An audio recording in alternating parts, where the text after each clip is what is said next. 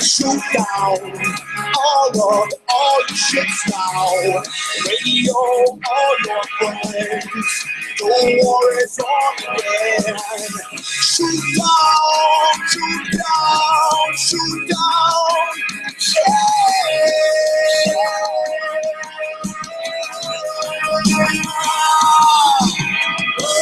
Melting glaciers with your hands.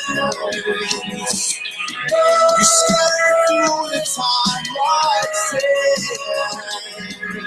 So pull up, sat down again. Pick it back up just to win. Pull up, sat down again. Pick it back up. You'll never win.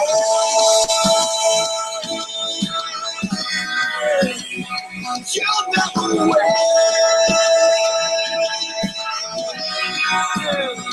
You'll never win. You'll never win.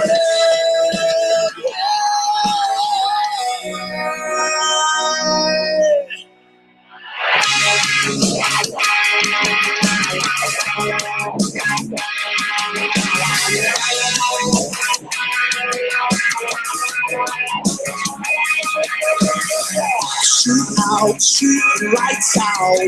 Maybe they won't see us now. Undercover darkness friend, they won't find us again. Shoot out, shoot out, shoot out.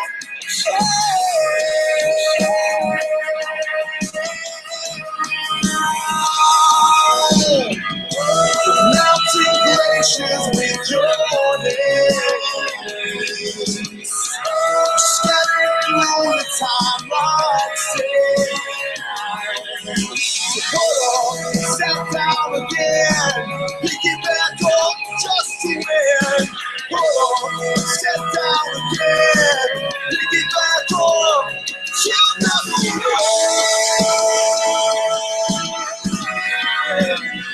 You'll never win. You'll never win. You'll never win.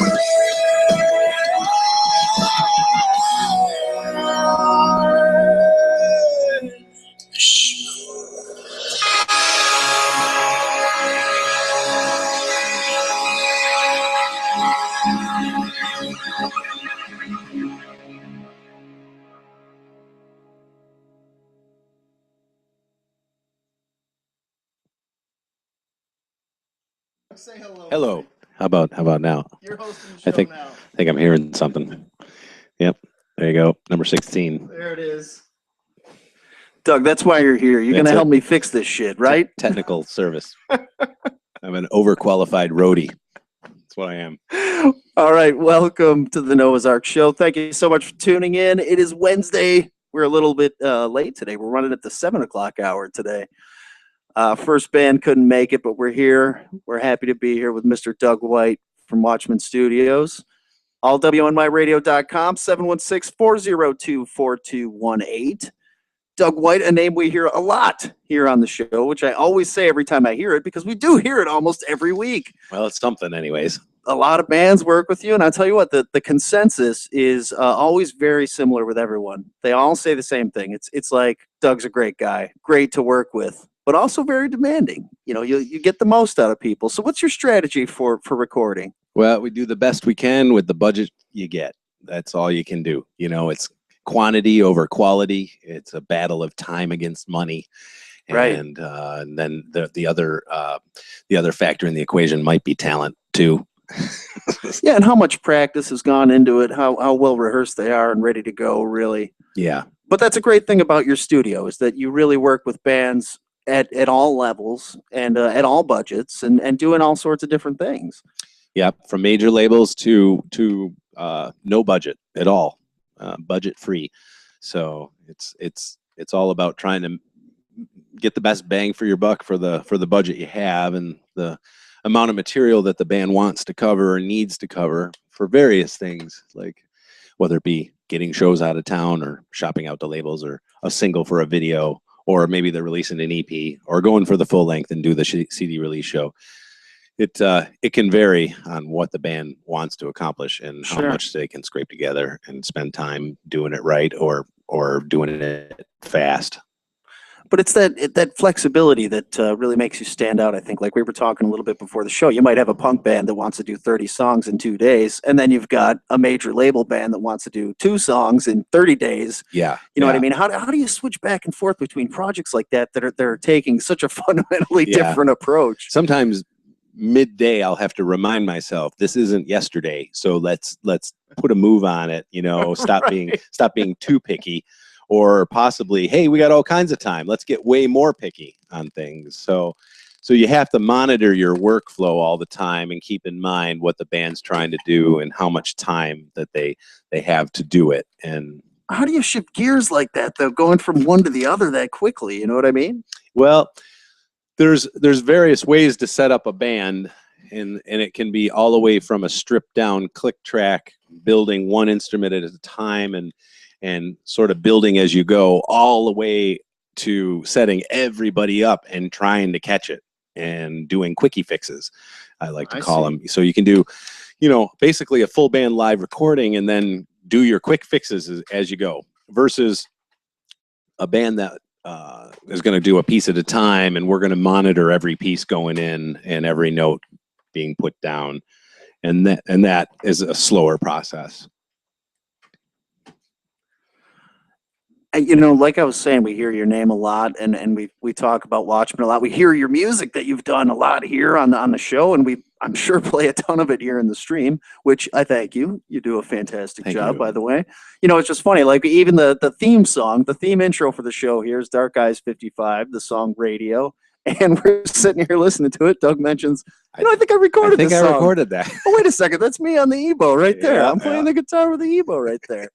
Yeah, which it does sound tremendous. So nice addition to that. Thank you. I'm glad it's the theme song. It's a good choice. It is. It's a great song. I love those guys, man. Yeah. Well, we've recorded over 4,300 bands at my estimation of the calendars since 1995. So 4,300 bands. So wow. I would like to know. I might not have recorded the biggest bands in the world, but I may have recorded the most. I mean. I would love to know if there's any other studios out there that have pumped through that quantity anyways, 6 days a week for the last, it'll be 20 years in December. Dude, no doubt you are working at a very good clip. 6 days a week since 1995 December. So you can do the math. What's your favorite kind of project? What's your favorite kind of thing to do? It's completely a people job. And what I mean by that is, there's bands that come in the studio that literally can hardly play their songs, but they're having a good time and they're really enjoying, you know, the recording process. And if they're enjoying it, having a great time, so am I. And it doesn't even matter that the stuff's going down loose. Then there's other bands that can be extremely tight, extremely well rehearsed, but you know, internal strife and conflicts and difference of creativity between band members and everything else, and drama. And it's not a fun time, even though the band's really on point. Right. So it's not that much fun versus a band that is just having a great time. So I think that's really the key to it. It's a people job, not so much technical. I think I could train pretty much any monkey to do recording these days with all the software and the easy how-to methods. But to work with lots of different types of people, different types of genres, millions of different tones that each person has. Tone is in the ear of the beholder. So one guy's amazing kick drum is the next guy's crap. Sure. So you got to kind of know, what is this guy into? What do you think he likes? So let's talk to him a bit about what's he looking for? What kind of influence is he like? And have him rattle off some bands he's digging these days. And if you keep current and stay up with things, you'll know, like, oh, okay, that band's got this kind of kick drum. That band's got that kind of guitar. Let's gear it towards that, and that's what the client's looking for. Let's try and get what the client's looking for. How often do you hear that? I mean, how big of a part of it is that kind of making it, you know, just kind of understanding the sound of something that's in a popular band or kind of an iconic thing? Like, I want my guitar to sound like fucking Keith Richards on Satisfaction or something. I think every day there's some sort of reference in mind on what the band's coming in to do. So I think every single session has some sort of reference, at least a starting point. You might take it other places. You might end up going other places with the tones of music and the genre, but the initial ground reference is like, okay, we dig this. We're in this vein of things. Let's start there.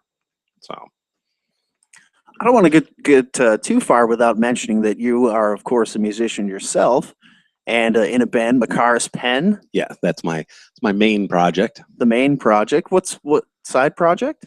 Oh, I have a metal band that's my fun side project. Ah, what's that called? Circus Grenade. Circus Grenade. Yeah. I think we have some Circus Grenade in the stream as well. Yeah. Okay, very good, very good. So how did Makar's Pen get together? Makar's Pen is about 5 years now, and me and some of my best friends got together and put down some tunes, and we found a singer, Jenna Willis, and she came on board, and we started putting together an album and an EP and a label I was with before. On some other projects, Project Records, it's actually called, which is Sam Rosenthal from Black Tape for a Blue Girl. That's his band, and they're a legendary goth label since the '80s, and they picked me up again, and put out a couple records for Makar's Pen. And since then, Project has faded a bit into a distro type publishing company. Okay. They're not signing full-on bands, but we're still with them in various capacities of distro and publishing and things like that. So the hard copy general release we do ourselves, and then they take care of everything else. So we put out a couple records with them, and it's done really well. And we do not play live. We haven't played shows in quite some time. We have concentrated a lot on video work, and basically release singles and do videos, and through Project and various other networks that I've gotten going through promoting the band, the videos really push the singles, and we were able to make a few dollars doing what we like. So it's been good without touring like crazy and basically losing money on a daily basis, which is what most tours are. But they're fun. So that really seems to be where it's gone. In a weird way, video for bands. Yeah, absolutely. Video has changed so much over the years, from what it was in the MTV days to now in the social media days, where it's not. They don't even play videos on MTV anymore. However, it is a vehicle for a great amount of exposure these days, because a video can really get legs. It's become the exposure for a local band, and I can't stress this enough. I rant and rave in the studio to bands all the time. The social media play counts will tell the story, but streaming singles from Reverb Nation, Bandcamp, SoundCloud, and all the various streaming sites get half the attention from social media than just a solid YouTube video that looks good. Good. People want to see something. Far more interesting to click on a video link, even for me, who's a music guy. Video links come up on my social media, I hit them. Don't know if I can say that for every stream and Bandcamp link that comes my way. Yeah. So video is incredibly important. I think it triples bands' play counts in an instant locally if you can get together a nice video. Right, and just doing the studio track with a still photo, that's cheating. That's not going to work. Even a lyric video though with the still photo is better than nothing. That's true. Yeah. That's true. Yeah. I'm not saying that I haven't done the still photo video for my band, because I have done it. It's still better than nothing. Video's affordable now too. The DSLR cameras shooting 1080p are they're $400 or $500, or a GoPro for $400 is literally, it's damn close to Lord of the Rings quality, and you take that same 1080p 15 years ago, you wanted to shoot in that 60 frame resolution for a video for a band, you're talking a $30,000 camera. Yeah, Right. And it was unaffordable. Everyone, you know, was shooting live video with camcorders or something maybe, but anybody now really can get a $500 camera and pirate yourself some software off the internet and sit and tinker, and every single tutorial you ever imagined on how to edit that video is right on YouTube. You can do it yourself. Yeah. And I think fans and music people listening to your band definitely will click on it. They'll definitely give it more attention. So The technology has been very empowering in that way. Do you feel like, you know, in the home studio side, that's cut into your business at all? the home studio recording has doubled my business. Wow. Yeah. Home recording has literally doubled my business. There are many people using the Pro Studio in conjunction with their home studio. They are recording some drums with me. They're heading home. They're hitting up some guitars that they've already had tones worked up for and are happy with. They're coming back to mix. So there's that scenario. The other scenario is me bailing them out, digging them out of a hole. So Right. what have we done? Yeah, Help me, they Doug. started a project that they can't quite finish, and they call me up and they're like, listen, we got these files. Can we bring them in and let's sort them out on your board? Let's Sure. have you take a look at them and see if we can get a final mix going. So home recording is literally just doubled the business, and I don't mind working in conjunction with home studios. It's kind of fun. It's when people bring me files and stuff from home, it's always an adventure opening that up and seeing what we got. It's always a new, it's interesting a challenge. box of wave chocolates. wave file chocolates. You never know what you're going to You get. never know what you're going to get. So Well, it speaks again to your flexibility and, you know, your willingness to do even just a piece of it for a band that wants to do most of the project on their own. Sure. Or, you know, even a band that's tried to do it on their own and they're lost and just need to be bailed out. Yeah. I mean, you know, again, to your flexibility and your ability to kind of get in there and figure it out, reverse engineer it. Yeah. That's got to be a challenge. It is, and it makes every day different, and that's why recording is fun, because every day is a new set of people and a new project. So yeah, digging people out's okay, and working in conjunction with home studios. There's a few technical things you gotta make sure with files going between different softwares. There's things to know, but other than that, not too much to worry about. So Right. yeah. We've got some Makar's Pen going on here in the background, A Pedal Among Bricks, the album, the new album. Yeah, that's the last EP we did. Yeah. So we've been pushing that still for the last year or so. We got new songs in the works. There's new ones coming down the pike. We've been releasing them as singles as they go by. Probably at the end of the year we'll have enough, and then we'll group them together and do what you might call a digital release. But they're all available for singles at first, and then they go together for EP.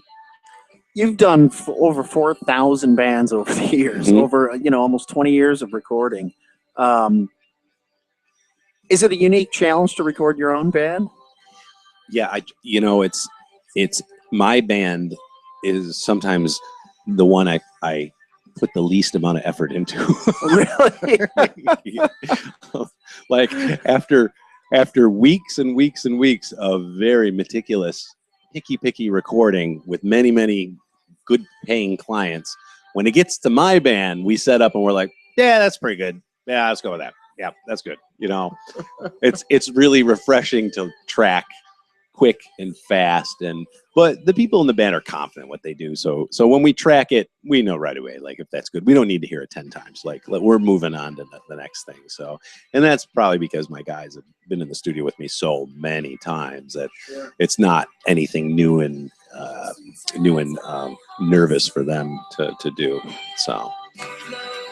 Yeah, that's got to be, you know, as pressure-free of a situation as you could have in the studio, at least. Yeah. No one's on the clock, I guess, with my own personal band. So, but you know, it is a bit of a struggle for my own music, coming up with the motivation to record it, because it's like 6 days a week, 9 to 10 hours a day in the studio recording, and then I get some free time. It's like, oh man, I don't want to record anything. You know, like, it's like a guy who works in a pizza shop.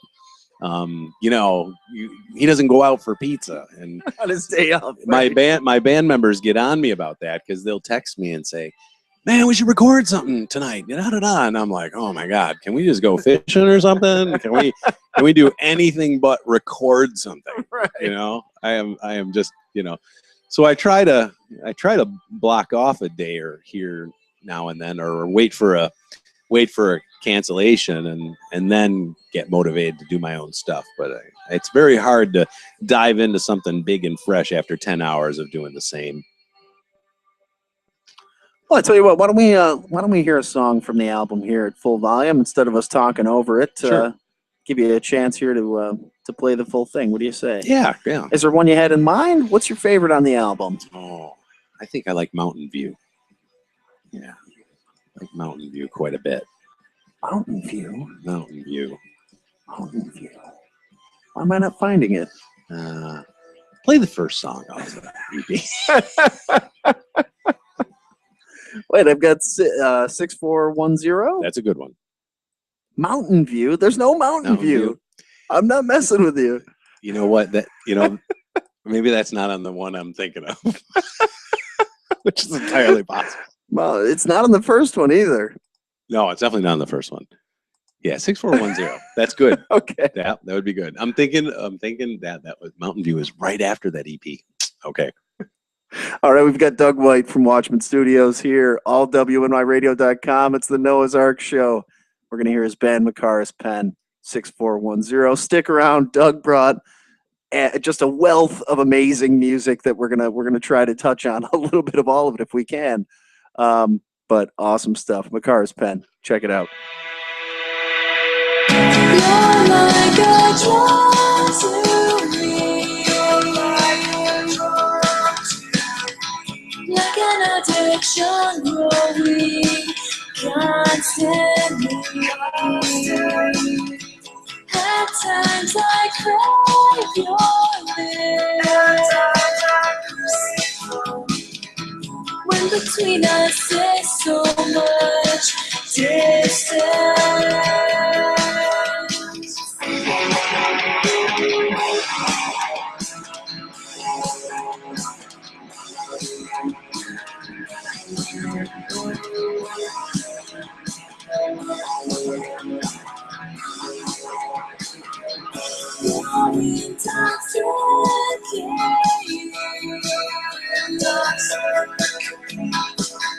Something over what's been look at me. I know where we're meant to be. I hope this journey will set us free. On our way, there's nothing for us left to say.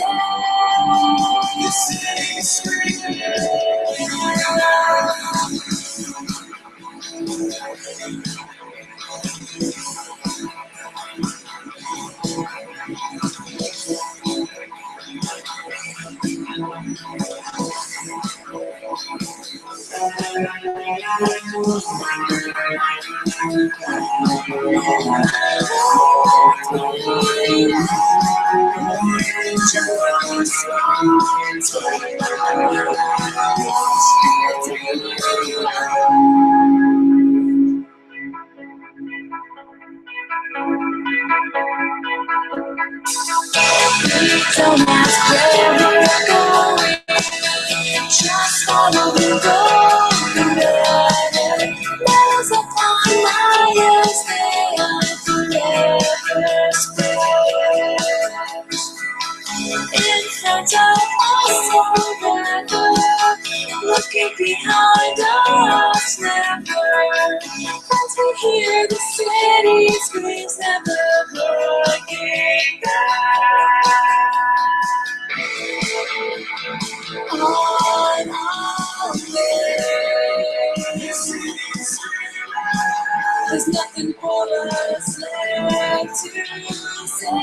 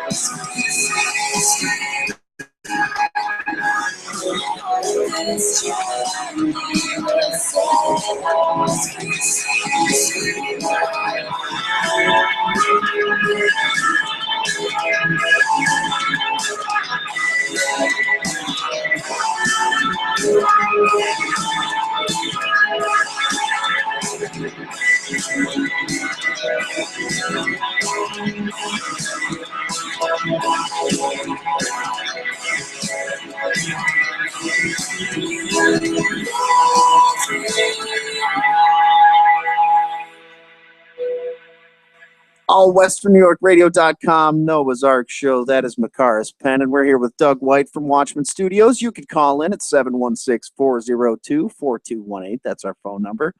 Doug is here. We've got just a huge amount of music to go through and to talk about, and so much to get to. Doug, what's your favorite band that you've ever recorded? 4,300 bands over almost 20 years of recording. Yeah, I suppose it's like having lots of children. You can't pick one favorite. It's hard to pick one. Yeah, Do you have like a top five, you think? Top five. Well, it's a people job. So, more of the people you remember than the music. Yeah, huh? yeah. I mean, there's been lots of incredible music over the years since 1995 that's come through. But, there's been some super fun characters to hang with for a day or two. So those people sometimes really stick out in my mind, and I can't remember a thing of what they sounded like. To be honest, I don't know what they were playing, but I remember that they were, a good time or something like that. So I mean, what's the best and or weirdest time that you've had in the studio? Oh yeah, lots. You've got to have some great war stories. Yeah, I've had blind singers that kept moving away from the microphone because I couldn't find it. Couldn't find the microphone. I've had 7-foot giants in that I couldn't get the microphone high enough for. 7-foot singer dudes, and the mic wouldn't go high enough. I've had in some noise projects where people brought in a giant box of pots and pans and tin foil and they'll hook up like an old telephone to a keyboard. Circuit bending is what they call it. They call it circuit benders, and they just make lots of really strange noises and rattle things for hours on end. And I record it and I put it on CD for them, and I don't know what they do with it. They go home and listen to it, I guess. So that's always kind of odd. There's been some super artsy projects like that through. Nice. I've had hardcore screamers faint and hit the floor while in mid scream because they passed out. I've had death metal singers throw up on my microphone and puke in the microphone. Oh yeah, you had somebody puke into the microphone. Oh yeah, that happens now and then. Yeah, that's not like a one-time thing. No, every now and then somebody will throw up in the vocal booth, because they've overdone it. Is that nerves, or have they been drinking? Yeah, usually had a bad night and they overdid it, and that was their vocal day to do it, so they couldn't postpone it. So people throw up. Let's see, people faint. I had a band one time load in their drum kit. It was February, and they're going in and out of the studio, loading in their gear. Mm-hmm. So I'm standing there, and the kick drum is in the center of the studio, and out of the little hole in the kick drum comes the guy's cat, who rode in the back of the truck in the kick drum all the way to the studio. Was his cat, and out came his cat. So we got some. That's awesome. So we locked the cat in the mastering room for the day, and I was hoping he wasn't, peeing on my boards in there, and we put some water in there, and I think we took a piece of a sandwich and we got the ham out of it, and I wanted to feed him, so we put some ham on a paper plate, and we had a pet for a day. The guy's cat came. So that's just a few stories. There's more. So yeah, it's always different. I was gonna ask, like, what's the worst one, but how do you top somebody barfing on your microphone? Oh yeah. I've broken up fist fights in the control room a few times. Sure. Oh sure, people get to arguing about. Sure. Can you turn up my guitar a little bit right here? No, fuck that. We're not turning up your guitar, man. Oh yeah. Yeah. It happens. I've broken up a few fist fights. I've had many people frustrated doing tracks in the middle of the day, and they go outside and they never come back. They just leave. they quit the band, and we're like, when's he coming back to do those? They quit music. They quit the band in the middle of the day and didn't tell anybody, and we were like, is he coming back to do those backup vocals or not, or what's going on? And I've had bands that have recorded some great music and getting ready to do vocals, and they have their singer's fairly new, and they're on the couch behind me, and the singer goes in the booth and starts singing, and then I hear behind me chatter going like, oh, we're definitely getting rid of this guy. There's no way we're keeping this guy. This isn't working. So then I'm sitting there thinking, should we finish recording these songs, or should we here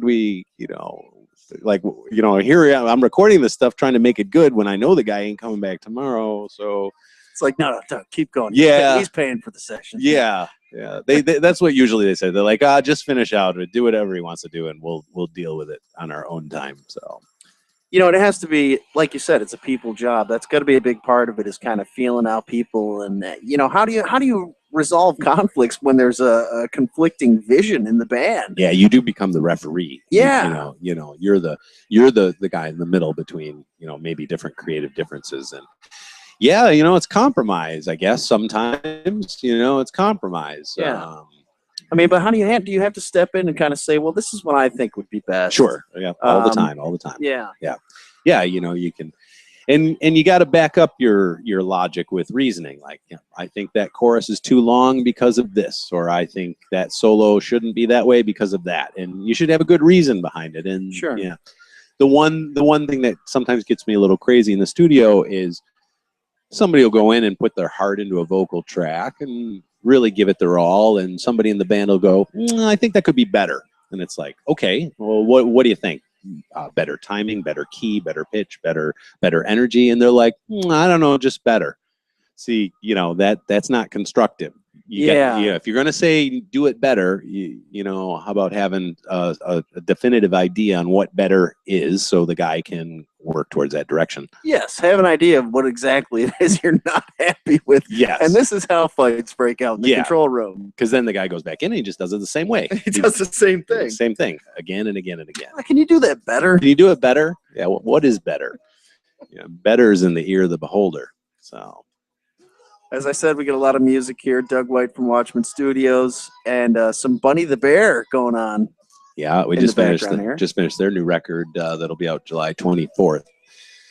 And we brought some gym class heroes in. We brought some Psyopus in. We brought just an eclectic mix of all kinds of stuff that I thought might be fun for you to have. I am frantically ripping away over here as we talk. Yeah, there's lots of interesting stuff. Tried to bring a wide variety. I love it. Yeah. Tell me about the Bunny the Bear.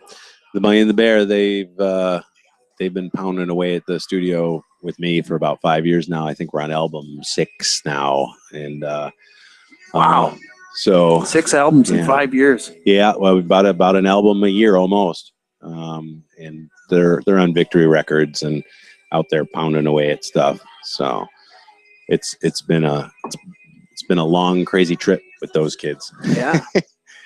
So You work with bands from all over the area too. I mean, you're based in Lockport, of course, but you know, it's not just Buffalo. You get people from Rochester. I'd say Rochester about 30 or 40%.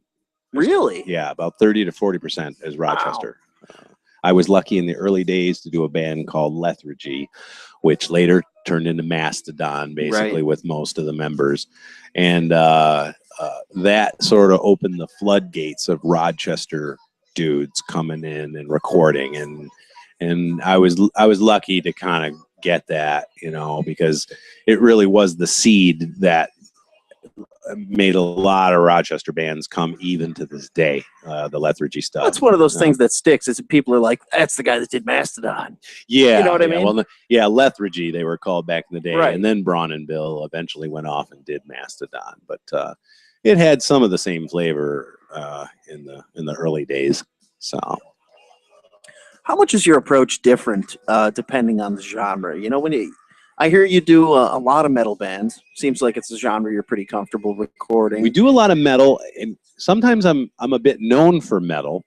But the funny thing is I'd say it's 30% of what comes through. Really? I think what has happened is, by accident, some of the metal bands that have come through Watchmen Studios have been the more popular bands. So you know, but I'll bet you 25% of what we do is acoustic. You know, Interesting. we do a lot of acoustic artists, a lot of solo acoustic artists and stuff.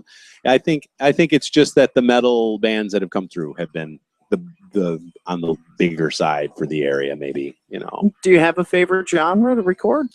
I like recording metal quite a bit. Punk rock has made quite a comeback in the last year or so as far as local bands go. There's been a lot more punk rock coming through. A lot of kind of pop punk, indie pop punk kind of stuff happening in the area now. Just in the last 2 months, I think I've recorded five pop punk or even Social D type. Younger guys? Usually. Yeah, it seems like it's the younger folks are getting back into pop music. Yeah, there's a little bit of a resurgence on that. Which is cool. It's great. Yeah. I mean, I love recording just indie rock too, you know. I mean, we did some of the early Lemuria stuff for Lemuria album and stuff, you know. So I love just straight up indie rock too, when it's well done. And my band's obviously an indie shoegaze type band, so recording that same style is fun too for other people. So there's lots of variety, which is nice. Let's see, what else do we have in here that you worked on? The Jim Candy Tree. Oh, for sure. Jim's the hardest working dude in Buffalo. He cranks out a lot of material, doesn't he? He All does. quality as well. Yeah, lots of variety, lots of material. He's a joy to work with. It's been quite a relationship with him and I, getting together and piecing tunes together and him bringing in songs. It's been wildly creative, wildly magical at times. I'm not gonna lie. You did a lot of the instrumentation on his solo stuff here too, right? Yeah, whatever he needs me to do, guitars and stuff like that. Sometimes I can just lay it down quicker and more efficient, because he's a busy man, and the studio is so booked that sometimes him and I, we really got to rail on it to get it done. So whether he does it or I do it, or at the end of the day, I don't know who played what half the time when I listen to it. But it must make it easier though, having somebody that you've worked with kind of a number of times over the years, and I'm sure you have many of them. But to have somebody that you know, you have that relationship with, that comes back for the 4th or 5th time they've been in the studio, and you kind of already know, you've already gone through that whole getting to know you bullshit phase, and you kind of know what the person's looking for and their style and how best to get their sound. Yeah, you can really focus on the important stuff. You've got the details all worked out. Creative relationships take a while to build. Yes. You know, and you know, can you strive for something more each time? Like, can you push the envelope again and again and again, push the goal back further and further, you know, every time you work with somebody? And, you know, everyone wants to do better on their next time in, or you know, do something different on the next time in, maybe. But the creative relationship does build over the course of years with some bands that come to me all the time. So yeah, you know, it gets better and better with the relationship. Well, we talk about that with bands that we have in studio all the time. Just a recurring theme that we hear over and over again over the years, that chemistry in the band is just as important, if not more important, than like the talent level in Sure. the band. Yeah. Being able to work together, and when you're a recording engineer, you're mixing somebody, you're mastering somebody, you're going through the whole process with somebody, or even just doing a piece of it. It's almost like for a part of it, you are a member of the band. You're a piece of the band there. You're the one bringing it to life. Temporary member sometimes. in a sense, you are. You're a temporary member, and really your job is to bring to life what they're already doing.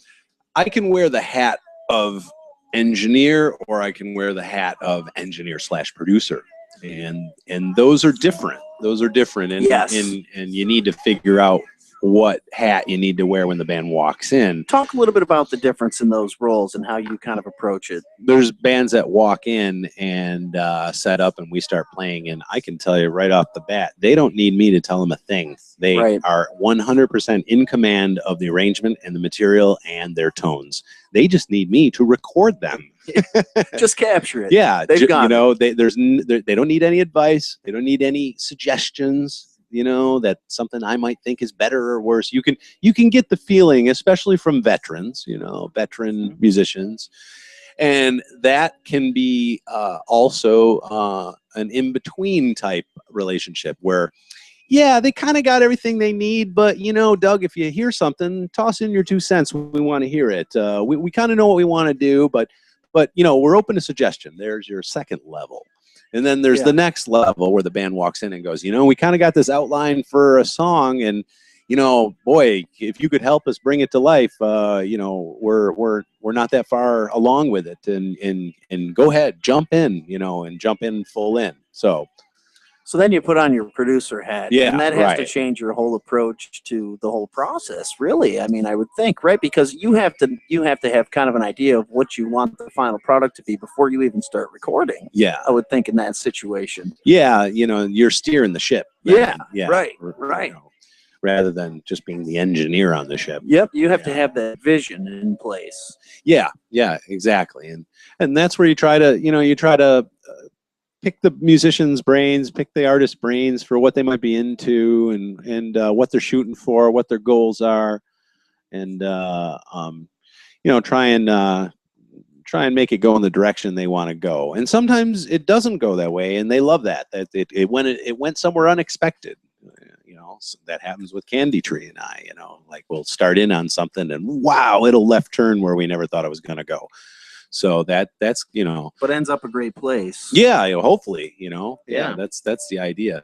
So so there's having the vision of where the ship's going to go and steering it that direction, and then there's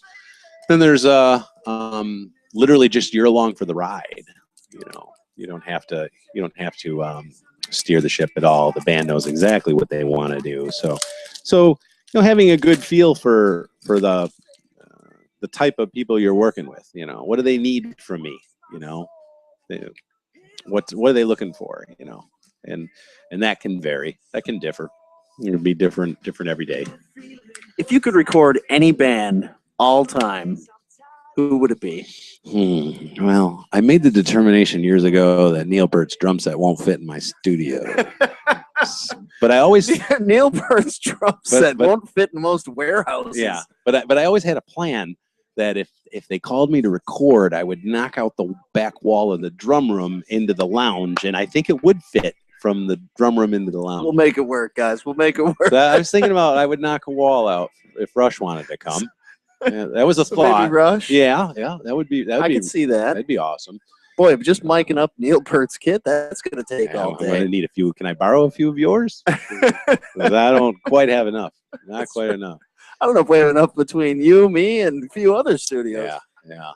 I went to the Rush concert a couple weeks ago. Fantastic. Oh, how was that? Oh, fantastic. Nice. Yeah. What a spectacle.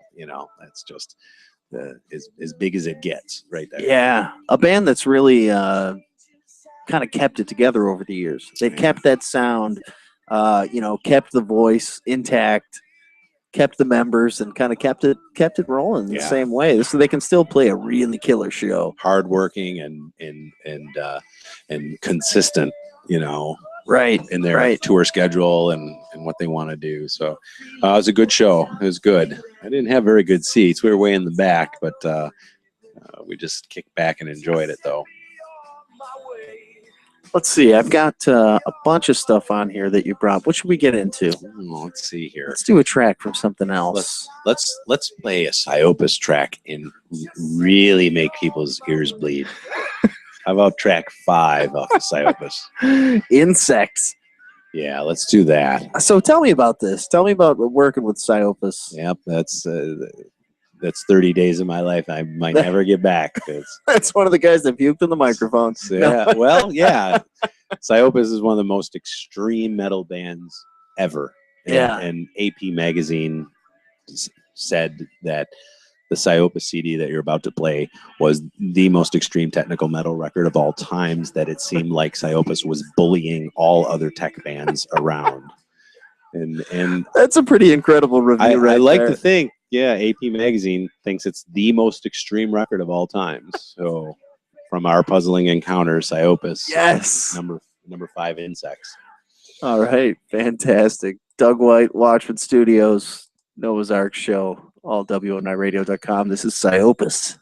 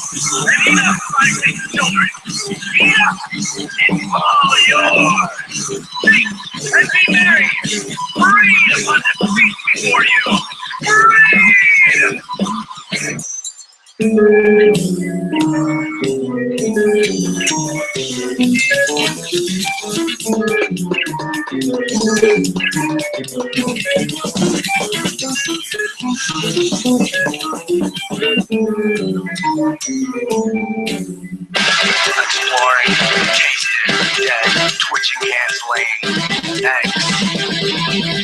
Buzz of the orchestra to the conducting carcass, conducting the funeral feast.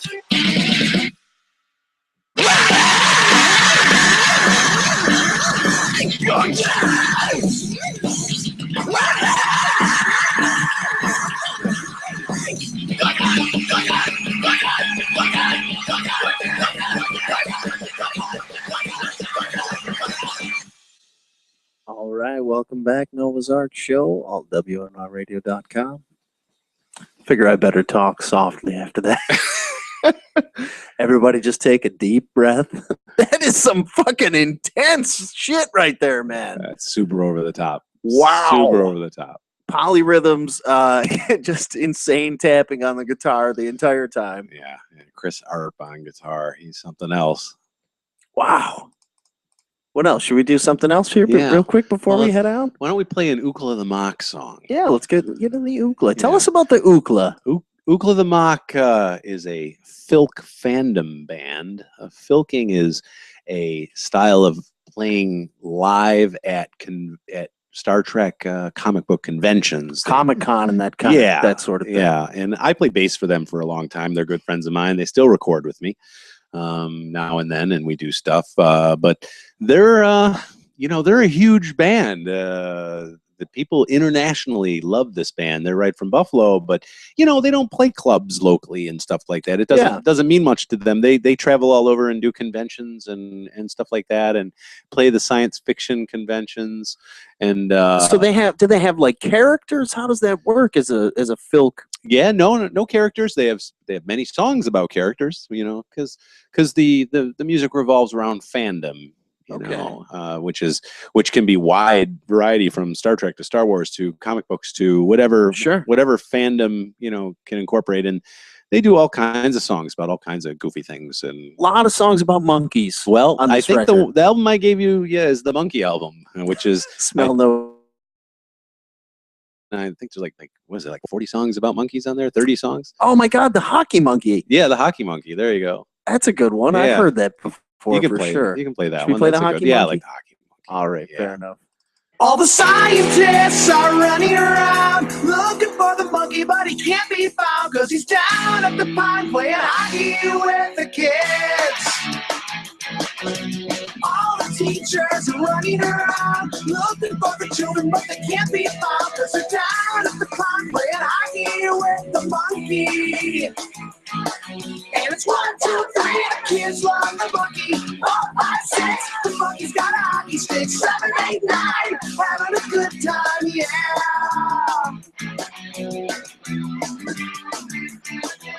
National Guard is running around looking for the monkey, but he can't be found because he's down at the pond playing hockey with the kids.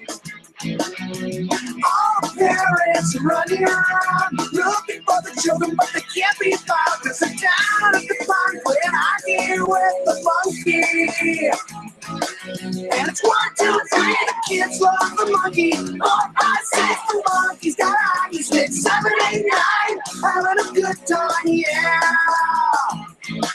And it's 1, 2, 3, the kids love the monkey. 4, 5, 6, the monkey's got a hockey stick. 7, 8, 9, having a good time, yeah. Ah, yes, the Hockey Monkey. You gotta love that. Yeah, it's good stuff. They're fun dudes to work with. And you on the guitar and all this? Yeah. I usually in the studio when I'll go ahead and just lay it down for them. It's a little faster, more efficient and stuff. So, let's see. I think you got some gym class heroes in there. I do indeed. How about Cupid's Chokehold? You got that one there? Cupid's got it. Yeah, there's one for you. Gym class heroes. Where are these guys from originally? Geneva. From Geneva, New York. Ah, in the Finger Lake area. Yep. I was just out there, Taganic. Yep. Doing a little camping. Oh yeah. Love that area, man. It's pretty. Cupid's Chokehold.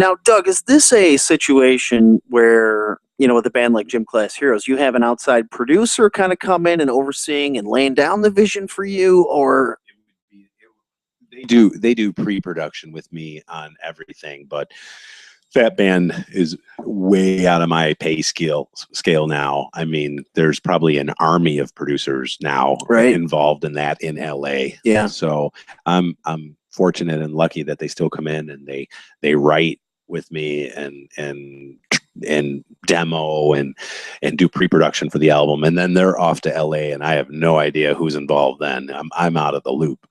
Right. which is totally fine when it comes to dealing with major label type stuff like that. Yeah. I've dabbled in that big major label type thing, and I'm not real accustomed to ties and suits calling me on the phone telling me what they want out of the piano in the chorus. Right. Because my first question is, well, what does the band want out of, I'm only accustomed to pleasing the band in the studio. And when I got a suit and tie on the phone telling me, why are the lawyers calling? Yeah, when the suits and ties are calling me saying, well, we'd rather it be this way or that way, frankly, I just don't care. It's like, seriously, like I just want the band to like what they've done and recorded. So with that kind of attitude, you don't get far in the major label scene. So yeah, that's the wrong attitude. You're supposed to please the people writing the checks. Well, I mean, it's interesting. You're a very musician friendly guy. You're as flexible in every way as you can be for the musicians, but I get it. Suits coming in with the goddamn hoops for you to jump through. Yeah. I can see how that would be and those frustrating. suits and ties calling aren't musicians. They exactly. They're literally just they're just going by what somebody told them might be cool. Yeah. So ideally essentially they don't care what's best for the music. They care what's going to sell best in the end. And I would imagine that's not a focus that you get from a lot of bands that you work with. No. And I like living in that world. Yeah. I live in a world with bands that are, concerned with the music. And focused on the art. Focused on that. Sure. Yeah. So that's what I'm usually comfortable with. So. Well, I love it. Doug, I mean, we could talk all day, my friend, but we have to wrap it up here at some point. Well, this has been fun. Thanks for having me. I can't thank you enough for coming in. Where can the people find out? Nope. I'm hearing some fuzzies. Oh, I think there's a thunderstorm coming, my friend. Yeah. I'm hearing fuzzies. I'm hearing some fuzzies, too. All right, we better wrap it up before Doug and I get electrocuted here. WatchmenStudios.com is where you can find out more, ladies and gentlemen, and get in touch with Doug. Find him on Facebook, Watchmen Studios on Facebook, of course. And Makaris Pen is on Facebook. Get on there and check it out. What else? Anything else where the people could find you or find out more, my friend? No, so much takes place on Facebook. It's the best place to hit me up with a quick message. That's a good call, yeah. It really it facilitates so many things these days, the old Facebook. All right, this is like Into the Storm. I feel like we're about to be making a movie here. We're gonna sound the tornado. Do we have tornado alarms here in Buffalo? We have debris. Oh my goodness. All right. It's time to play the outro. I'll see you around. I will see you around, ladies and gentlemen. Maybe in a week. I will see you next week. Put me in the lost and found. Right there above your kitchen sink. Doug, a huge thank you to you for being on the show. Thank you so much, my friend, for coming. It has been an absolute pleasure. Thanks. It's been fun. Like I said, I hear your name a lot, and I'm sure we could just talk so much more. So I'd love to have you back sometime, and thank you for coming, Sure sir. thing. Thanks. It's been a huge pleasure. Doug White, Watchmen Studios. As I said, WatchmenStudios.com. Check it out. Next week, we're back with Zach Creamy of Panic Switch and Mr. Chucky Campbell. Interesting. I haven't seen Chucky in a while. Been a few months since we had him on the show, and he's always doing interesting things. He's a sociologist, rapper out there, kind of studying the world, and went and did South by Southwest, so we'll have to check in with Chucky and see how that went. No sipping scotch tonight. So that's it, ladies and gentlemen. We're done. We're going back to the live music stream, and get ready because it's about to include a whole bunch of amazing new shit, courtesy of Mr. Doug White, Watchmen Studios. Thank you for listening. Give us a call here at All WNY Radio anytime, 716-402-4218. That's our phone number. Find us on Facebook, facebook.com/Noah's Ark Show, or facebook.com/All WNY Radio. Reviews, podcasts, more, all at allwnyradio.com. Thank you for listening. Good night, good luck, have fun!